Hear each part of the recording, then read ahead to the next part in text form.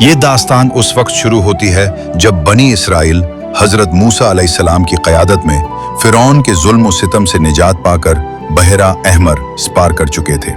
अल्लाह ने अपनी कुदरत से उनके लिए समंदर में रास्ता बनाया और उन्हें दुश्मन से महफूज कर लिया।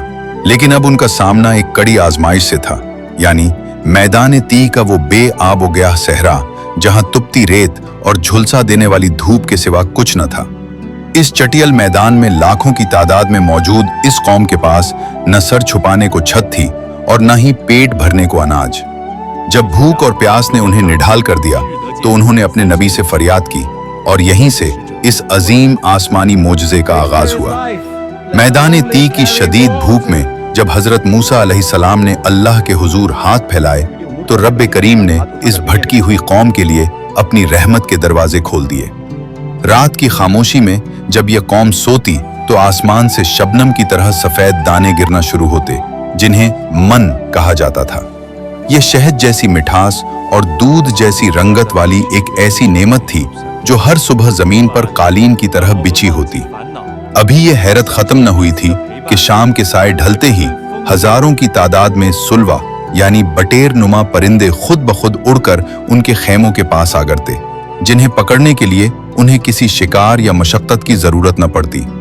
बगैर हिल चलाए, बगैर बीज बुए और बगैर किसी मेहनत के रेगिस्तान के वस्त में ये दुनिया का वो अनोखा और शाही दस्तरखान था जो अल्लाह ने खास तौर पर अपने नबी की कौम के लिए आसमान से उतारा था ताकि वो अपनी जिस्मानी तवानाई बहाल कर सकें और अल्लाह की कुदरत का अपनी आंखों से मुशाहिदा करें। उस मोजज़ाती दस्तरखान के बिछ जाने के बाद बनी इसराइल के जहनों में पहला सवाल यही था कि ये अनोखी खुराक दरअसल है क्या।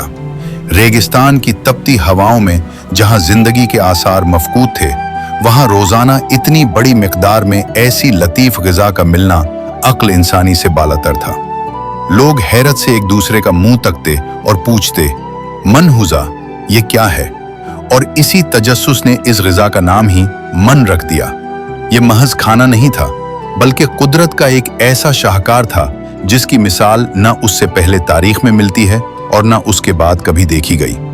हम वो सलवा की हकीकत जितनी सादा थी, उसका जायका इतना ही पुरअसरार और शाहाना था।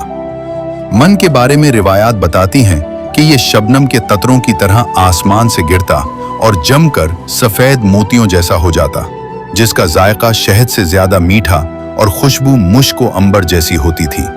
उसे रोटी की तरह पकाया भी जा सकता था और वैसे भी खाया जाता, जो हलक से उतरते ही इंसान की तमाम थकन मिटा देता।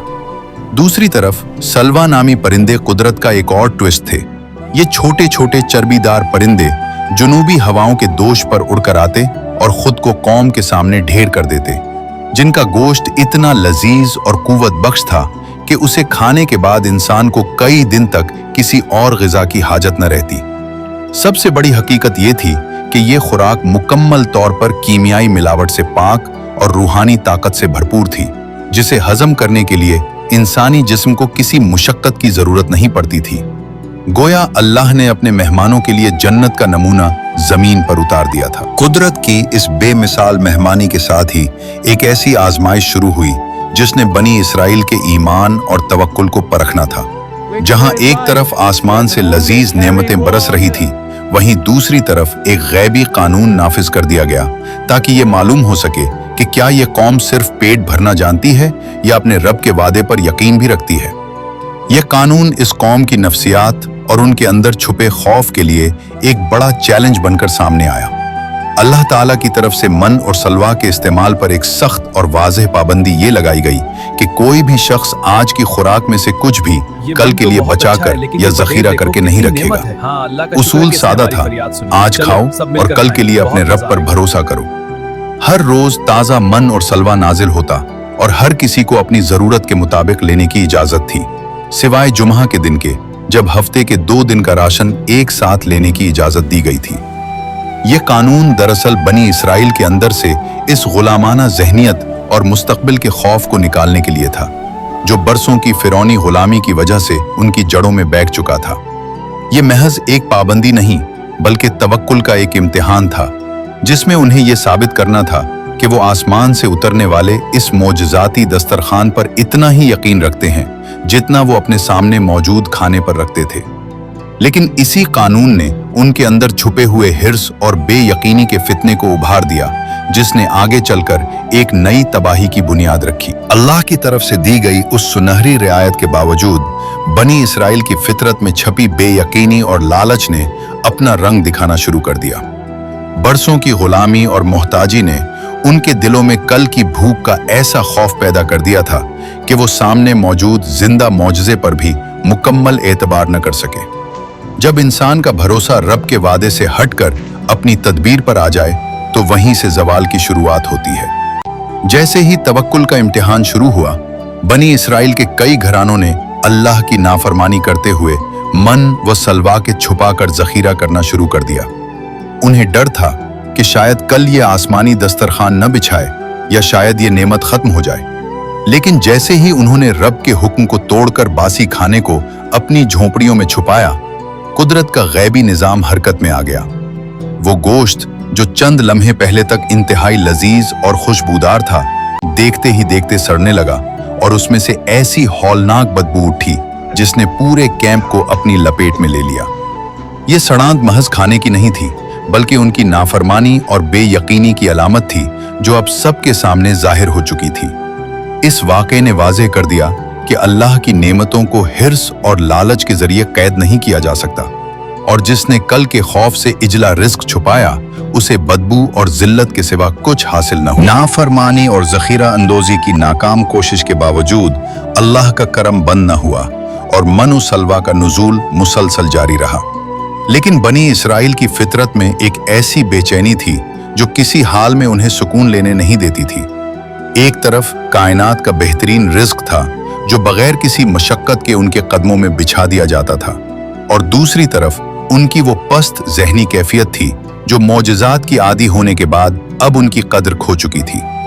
जब एक तवील अरसा गुजर गया तो बनी इसराइल ने दुनिया की तारीख का वो अजीब व गरीब मुतालबा कर डाला जिसने अक्ल इंसानी को हैरान कर दिया। उन्होंने हजरत मूसा अलैहिस्सलाम से साफ कह दिया कि ए मूसा, हम एक ही तरह के खाने मन व सलवा पर हरगिज सब्र नहीं कर सकते। वो आसमानी लजीज ग़िज़ा जिसकी तमन्ना बड़े बड़े बादशाह करते, उनकी नज़र में बेकदर हो चुकी थी। उन्होंने अल्लाह के नबी से मुतालबा किया कि हमें इस शाही दस्तरखान के बदले ज़मीन से उगने वाली मामूली चीज़ें जैसे साग, ककड़ी, लहसुन, मसूर की दाल और प्याज चाहिए। ये मुतालबा महज जायका बदलने की ख्वाहिश नहीं थी, बल्कि ये इस बात का सबूत था कि वो कौम जो आसमानी रिफतों के लिए चुनी गई थी, उसने खुद अपने लिए ज़मीन की पस्तियों और मशक्क़त का इंतखाब कर लिया था। हज़रत मूसा अलैहिस्सलाम ने अफसोस के साथ उनसे पूछा कि क्या तुम एक बेहतर चीज़ के बदले वो चीज़ लेना चाहते हो जो अदना है? इस अजीब व गरीब जिद ने साबित कर दिया कि नाशुक्री जब हद से बढ़ जाए तो इंसान को हीरे और पत्थर में फर्क नजर नहीं आता। बनी इसराइल की जिद और पस्त ख्याली जब उस इंतहा को पहुंच गई कि उन्होंने आसमानी नेमतों पर जमीनी सब्जियों और दालों को तरजीह दे दी, तो कुदरत का वो शफकत भरा कानून बदल गया। अल्लाह ताला ने उनके मुतालबे को तस्लीम तो कर लिया, लेकिन उसके साथ ही वो खुसूसी प्रोटेक्शन और शाही मेहमानी का सिलसिला खत्म कर दिया गया जो अब तक उनका खासा था। ये महज एक मेनू की तब्दीली नहीं थी, बल्कि एक बहुत बड़ी महरूमी का आगाज था। जब कौम ने मौजज़ाती रिज़्क़ की कदर न की और बार बार प्याज और लहसुन के लिए इसरार किया, तो अल्लाह के हुक्म से मन और सलवा का नुज़ूल बंद कर दिया गया और उन्हें हुक्म मिला कि अब शहरों की तरफ जाओ जहां तुम्हें वो सब कुछ मिलेगा जो तुमने मांगा है। जैसे ही वो आसमानी दस्तरखान छना, बनी इसराइल की जिंदगी से वो सुकून और बेफिक्री भी खत्म हो गई जो उन्हें बरसों से मयस्सर थी। अब उन्हें उसी खुराक के लिए तपती धूप में हिल चलाना था, बीज बोना था और सख्त मशक्कत करनी थी जिसके लिए पहले वो सिर्फ हाथ बढ़ाते थे। नाशुक्री के इस अंजाम ने उन्हें एक ऐसी मशक्कत में डाल दिया जहां रिज़्क़ की तलाश ही उनका सबसे बड़ा मकसद बनकर रह गई। वो कौम जो अल्लाह की खास मेहमानी में थी, अब अपनी ही जिद की वजह से मेहनत, मशक्कत और माशी तंगी के जाल में फंस चुकी थी। और ये इस बात की खुली दलील थी कि जो कौम अल्लाह के दिए हुए बेहतरीन पर राजी नहीं होती, उसे फिर अदना चीजों के लिए जिंदगी भर खार होना पड़ता है। बनी इसराइल से पहले भी कई कौमें आईं जिन्हें अल्लाह ने अजीम नेमतों से नवाजा, लेकिन जब उन्होंने नाशुक्री की तो उनका अंजाम इबरतनाक हुआ। कौम आद को बेपनाह कुव्वत दी गई, कौम समूद को पहाड़ों में महल्लात तराशने का फन मिला और कौम लूत को खुशहाली दी गई। मगर उन सब का जवाल तब शुरू हुआ जब उन्होंने अल्लाह के एहसानात को अपनी ताकत समझ लिया और उसकी हुदूद को पामाल किया। मीनो सलवा का ये वाकया महज एक किस्सा नहीं, बल्कि रहती दुनिया तक के इंसानों के लिए एक आईना है जिसमें हम अपना तर्ज अमल देख सकते हैं।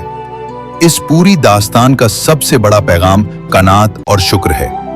मीनो सलवा का छिन जाना हमें सिखाता है कि जब इंसान अल्लाह के दिए हुए रिस्क पर एतराज करता है और अपनी ख्वाहिशात को अल्लाह के हुक्म पर तरजीह देता है तो वो अपनी जिंदगी से बरकत और सुकून को खो देता है। बनी इसराइल का कल के लिए गोश्त छिपाना हमें ये सबक देता है कि ज़ख़ीरा अंदोज़ी और मुस्तक़बिल का खौफ इंसान को अल्लाह पर तवक्कुल करने से रोक देता है, जिसका नतीजा सिवाय बदबू और सड़ांत के कुछ नहीं निकलता। आज के दौर में भी अगर हम अपने पास मौजूद नेमतों की कद्र करने के बजाय दूसरों की चीजों पर नजर रखेंगे या हिर्स में आकर दूसरों का हक मारेंगे तो हमारा हाल भी उसी भटकी हुई कौम जैसा होगा जो मौजज़ात के दरमियान रहकर भी महरूम रही। याद रखें, अल्लाह का कानून आज भी वही है, अगर तुम शुक्र करोगे तो मैं तुम्हें और ज्यादा दूंगा। अगर आपको ये ईमान अफरोज तारीखी वाकया पसंद आया है और आप ऐसी मजीद सबक आमोज वीडियोस देखना चाहते हैं तो हमारे चैनल को सब्सक्राइब करें